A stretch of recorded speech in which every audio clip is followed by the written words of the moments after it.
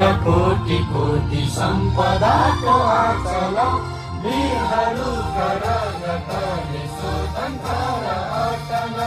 ज्ञान भूमि शान्ति भूमि तराई पहाड हिमाल अखण्ड एउटारो हाम्रो मातृभूमि नेपाल बहुजाति भाषा धर्म संस्कृति छ विशाल अग्रगामी राष्ट्र हाम्रो जय जय नेपाल छौँ है केही यो कार्यक्रमबाट केही न केही सन्देश छ है भन्ने कुरा पनि मनन गरेर जानुहोला सबैले रमाइलो एक पक्ष छँदैछ त्यो सँगसँगै हामीले गहिरा कुराहरू पनि बिर्सन भएन किनभने हाम्रो जीवन नै तिनै गहिरा कुराहरूबाट अगाडि बढ्ने र सार्थक हुने भएकोले त्यो कुराहरूलाई पनि हामी यहाँ अलिकति जोड दिन खोजिरहेका छौँ र अन्यथा नमानिकन ती कुराहरू तपाईँहरूले बुझेर फर्किनुहोला आजको कार्यक्रममा र उभौली के हो र उभौली साकेला के हो भन्ने कुराहरू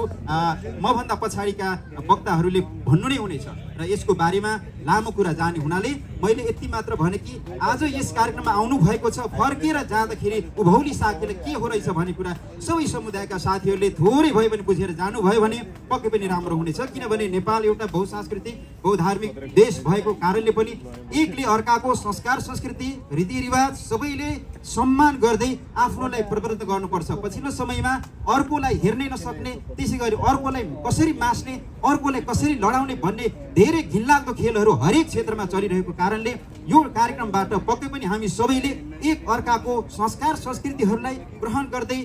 लिएर त्यो सँगसँगै बुझेर सम्मान गर्दै गयौँ भने पक्कै पनि हाम्रो देश जति 가족과 함께 어울리고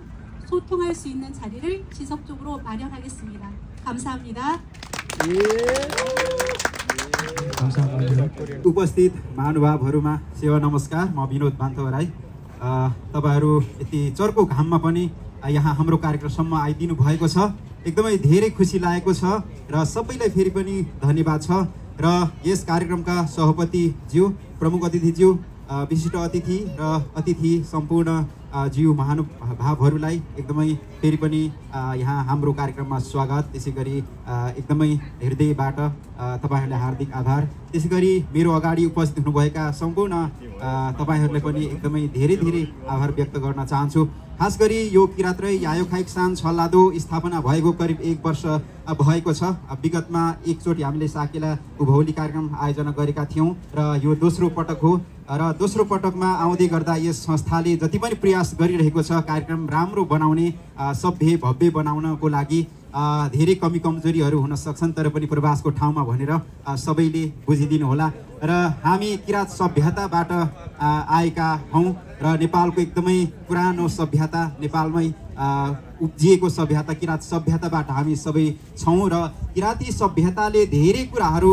विकास गरेको थियो मानिसको जीवन यापनको क्रममा चाहिने धेरै जीवन पद्धतिका आधारहरू तयार गरेको थियो तिनै कुराहरूलाई तिनै संस्कार संस्कृतिदेखि लिएर तिनै सबै कुराले हामी पछ्याउने क्रममा छौँ तर पछ्याउने क्रममा पनि हामीले कति कुरा त सकिरहेका छैनौँ र हाम्रा पुर्खाहरूले जति पनि हाम्रो जीवन पद्धतिलाई सरल बनाउनको लागि जति आविष्कार गर्नुभयो जति योगदान दिनुभयो त्यो हामीले उपभोग गरिरहेका छौँ तर पनि त्यो उपभोग गर्नलाई पनि हामीले धेरै कमी कमजोरी र अल्छी भए जस्तो लाग्छ र हाम्रो प्रवासबाटै पनि त्यही कुरालाई मनन गर्दै यो एउटा सानो प्रयास हो प्रवासी ठाउँमा पक्कै पनि धेरै कुराहरूको हामीले सामना गर्नुपर्ने हुन्छ र खासमा हाम्रो संस्थाले साकेला मात्र होइन अरू कार्यक्रम पनि यस भेगमा गरिरहेको छ र यो ठाउँको स्थानीय संस्थाहरूसँग राम्रो सम्बन्ध राख्दै सहकार्य गर्दै कामहरू गरिरहेको छ तपाईहरूलाई सबैलाई थाहा नै छ र आउने दिनमा पनि हामीले यो कामहरूलाई निरन्तर दिने छौँ र सबैले यहाँ पनि जति पनि उपस्थित हुनु भएको छ हामीले यो एक किसिमको साकेला नाच्ने एउटा रमाइलो पक्ष छँदैछ संस्कार संस्कृतिसँग जोडिएको त्यो सँगसँगै हामीले विशेष रमाइलो भन्दा पनि अलिकति केही पृथक केही फरक र केही गहिरा कुराहरू पनि हामीले देखाउन चाहिरहेका छौँ, खोजिरहेका छौँ, जुन आजको समाजले एकदमै जरुरी छ। हामी किराँती राईहरूको लागि मात्र होइन कि सबै समुदायको साथीभाइ सबै मान्छेले बुझ्नुपर्ने, मनन गर्नुपर्ने कुराहरू पनि हामीले केही न केही पस्कन खोजिरहेका छौँ। हामीले राखेका हरेक कुराहरू तपाईँले गहिरो अध्ययन गरेर जानुहोला। हामीले ब्यानरमा लेखेका छौँ, हामीले विभिन्न सामग्री टाँसेका छौँ। ती कुराहरूले पनि विशेष गरी तपाईँहरूलाई केही न केही खोज्न बाध्य बनाओस् भन्ने हाम्रो